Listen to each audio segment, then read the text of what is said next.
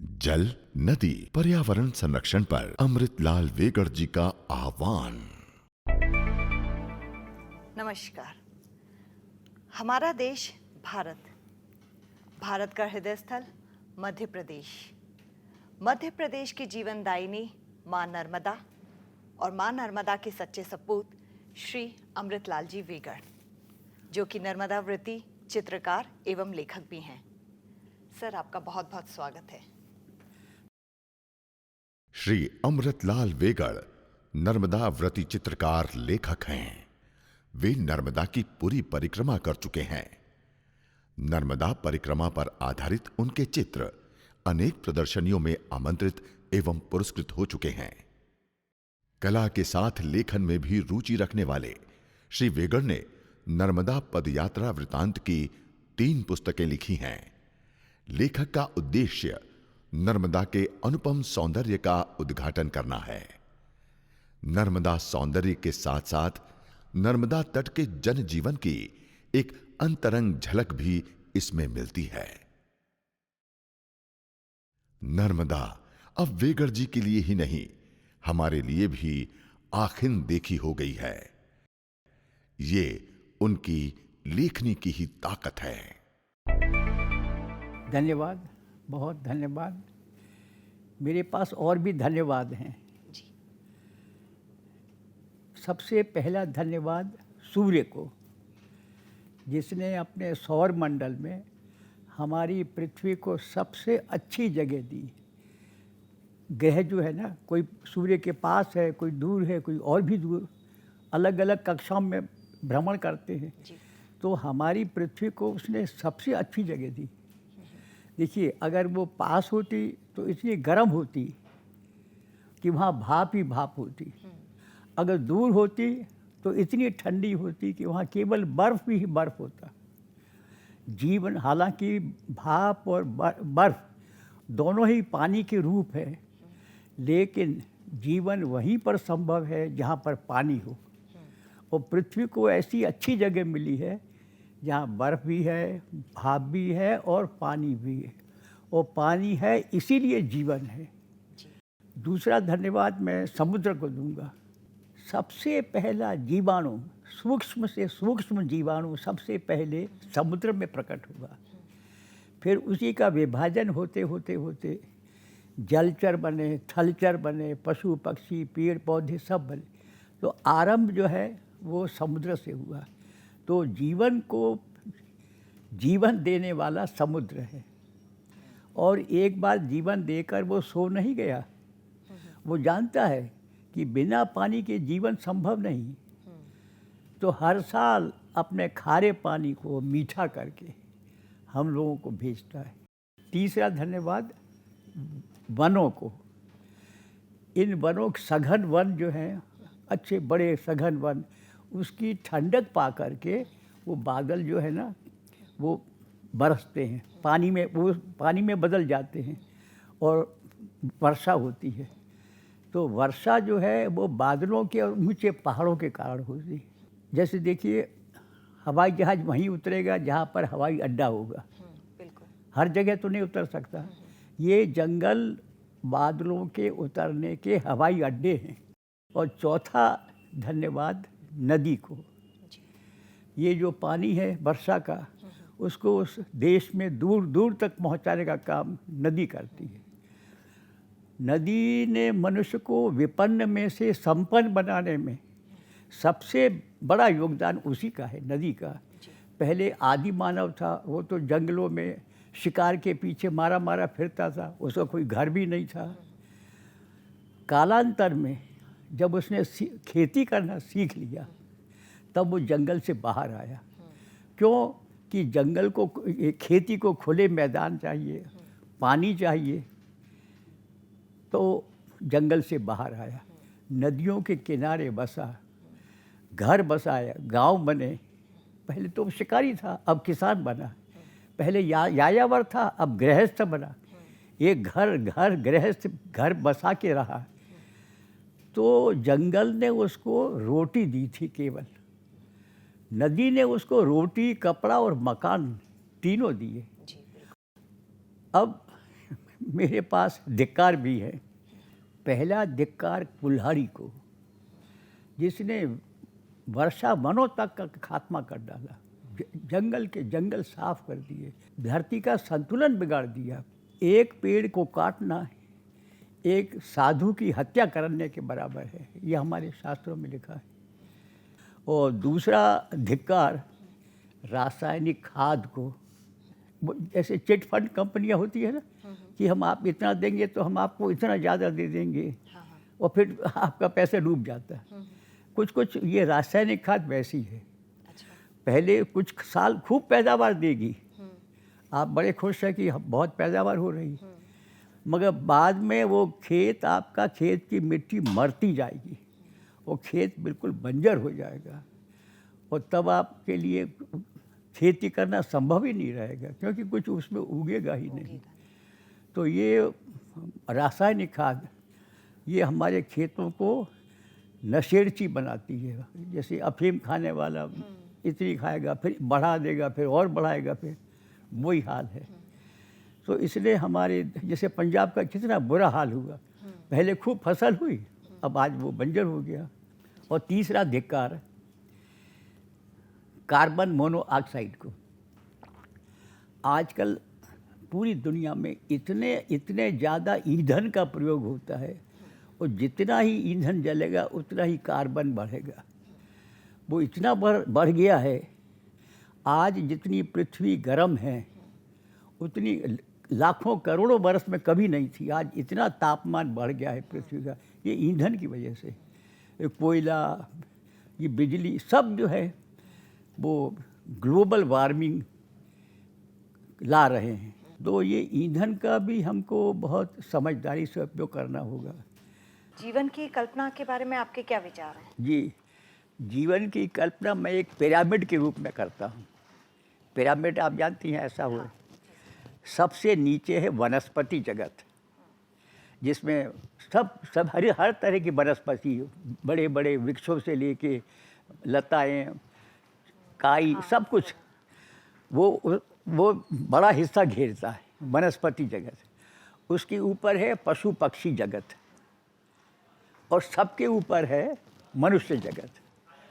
अब देखिए, जो पशु पक्षी है वो वनस्पति जगत पर निर्भर है, उसी पर वो उसका जीवन निर्भर करता है, और मनुष्य का जीवन इन दोनों पर निर्भर करता है। अब आप अगर नीचे की मंजिल किसी भवन की नीचे की मंजिल तोड़ देंगे तो ऊपर की मंजिल अपने आप गिर जाएंगी। तो अगर आप वनस्पति जगत को नुकसान पहुंचाते हैं, क्षति पहुंचाते हैं, तो ऊपर की दोनों मंजिलों को अपने आप क्षति पहुंचेगी। इसलिए समझदारी इसी में है कि हम अपने वनों को, हर प्रकार की वनस्पति को सुरक्षित रखें, क्योंकि हम उसी पर निर्भर हैं।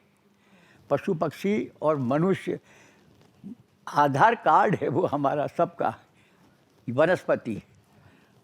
सर, नर्मदा का इतना महत्व क्यों है और उसे माँ का दर्जा क्यों दिया जाता है? माँ का देखिए, एक छोटा बच्चा है 1.5-2 साल का, एक तरफ वो खड़ा है, एक तरफ साक्षात भगवान खड़े हैं, राम है या कृष्ण है। अब बच्चा यहाँ खड़ा है, अब किसके पास जाएगा? माँ के पास। माँ के पास जाएगा।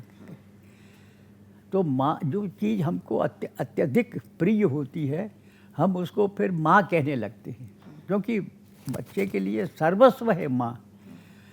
तो गंगा को भी हमने माँ कहा, क्योंकि हमें अत्यधिक प्रिय है, और नर्मदा को भी माँ कहा। भारत तक वो भारत माता।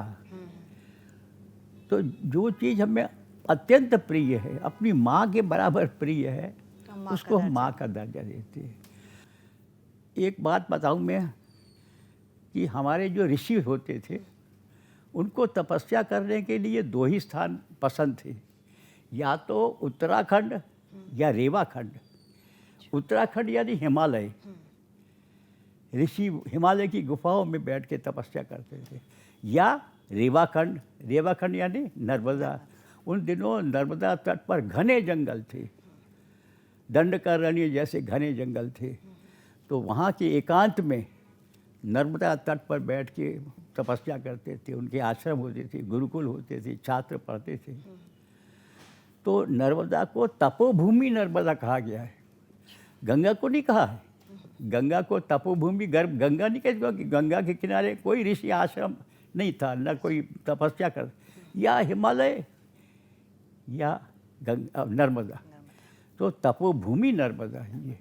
अच्छा सर, गंगा के बारे में कहा जाता जी। है कि गंगा में डुबकी लगाने से पुण्य प्राप्त होता है। जी, और नर्मदा के तो दर्शन मात्र से वही पुण्य आपको, नर्मदा के दर्शन कर लेंगे तो हो जाएगा। जी, और एक संस्कृत में एक श्लोक है, ग्रामे व अरण्ये पुण्य सर्वत्र नर्मदा। चाहे गांव हो चाहे जंगल, अरण्य यानी जंगल, सर्वत्र नर्मदा, पुण्य पवित्र, हर जगह पवित्र है, पवित्र है। ओर से छोर तक। और मेरे लिए तो नर्मदा सौंदर्य की नदी है। सर, ये जो नर्मदा सेवा यात्रा या इस प्रकार के और भी कई आयोजन होते रहते हैं, जी, तो ये कितने सार्थक होते हैं? आपके क्या विचार हैं इस बारे में? पहले तो हम ये देखें कि हम नर्मदा से क्या लेते हैं। पीने का पानी लेते हैं, कितने शहरों को, हमारे मध्य प्रदेश के कितने शहरों की ये प्यास बुझाती है, कितने शहरों का ये अंधेरा दूर करती है, उद्योगों को बिजली मिलती है, बिल्कुल सही। करोड़ों खेतों की सिंचाई होती है। ये बड़े बड़े लाभ हैं। बाकी तो हम लोग जो नहाते हैं रोज का, ये तो अलग है। तो नर्मदा से हम इतना लेते हैं और बदले में हम क्या देते हैं? तो हमने तो उसको प्रदूषण दिया, गंदगी दी, रासायनिक खाद वाला पानी उसमें डालते हैं, नाले डालते हैं, बड़े बड़े शहरों के नाले। तो नर्मदा बचेगी? इस नर्मदा ने हमारे दादा दादा के परदादा परदादा के परदादा के अनेक परदादाओं की प्यास बुझाई है। अब सवाल ये है कि क्या ये हमारे बच्चों के बच्चों के बच्चों के बच्चों की प्यास बुझा पाएगी? आज सबसे बड़ा सवाल ये है कि अगर नर्मदा इसी तरह से गंदी होती चली गई, और एक बात हम और अच्छी तरह से समझ लें कि नर्मदा को हमारी ज़रूरत नहीं है, हमें नर्मदा की ज़रूरत है। पर्यावरण को हमारी ज़रूरत नहीं है, हमें पर्यावरण की ज़रूरत है। इसलिए ये हमारे हित में है कि हम उनको सुरक्षित रखें। हमारी सबसे बड़ी गलती ये है कि हमने अपने आप को कसाई मान लिया है और पर्यावरण को बकरा। पर्यावरण बकरा नहीं, माँ है। मात्र हत्यारे मत बनो, नहीं तो अरे अपने आने वाले बच्चों की तो चिंता करो। देखो, जो समझदार आदमी होता है ना, वो पूर्वजों की पूंजी होती है ना, उसको हाथ नहीं लगाता, उसके ब्याज को खाता है। और पूंजी जो है अपने आने वाले वंशजों को दे जाता है। हमारे पूर्वजों ने यही किया, पूंजी को हाथ नहीं लगाया। ये जो वन है, पहाड़ हैं, नदियां हैं, ये पूंजी है। उससे उतना ही लो जितना कि निहायत ज़रूरी है। हम तो लकड़ी लो, मगर जंगल को पूरे का पूरा काट डाला, सफाया कर दिया, पूरी की पूरी नदी को तुमने प्रदूषित कर दिया। सहायक नदियाँ सूख रही हैं नर्मदा की, पेड़ काट डाले, उसमें अब पानी कम आ रहा है, तो नर्मदा में भी पानी कम आ रहा है। तो उसको, हमारी नदियों को डबल निमोनिया हो गया है।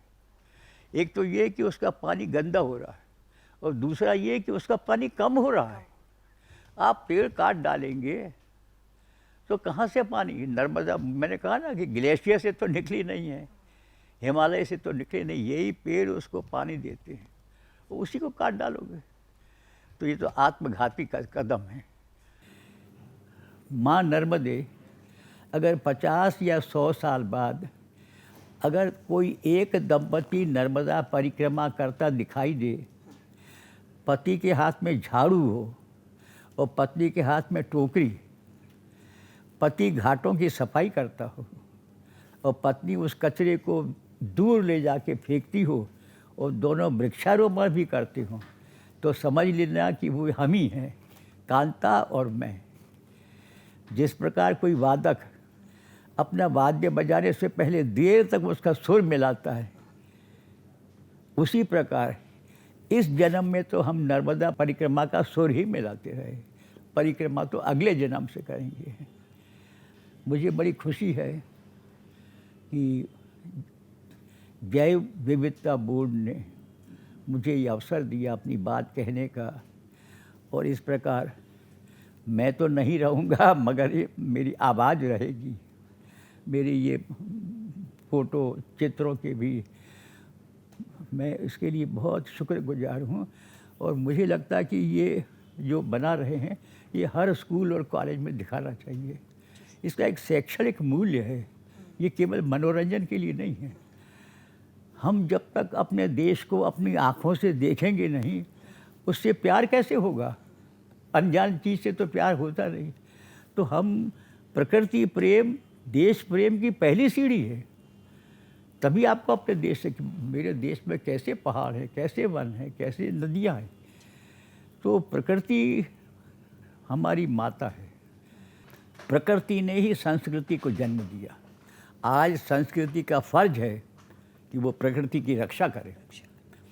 अमृतलाल वेगड़ जी के इन विचारों को संजो कर रखने एवं आने वाली पीढ़ियों को इनसे अवगत कराने हेतु मध्य प्रदेश राज्य जैव विविधता बोर्ड द्वारा ये पहल की गई है।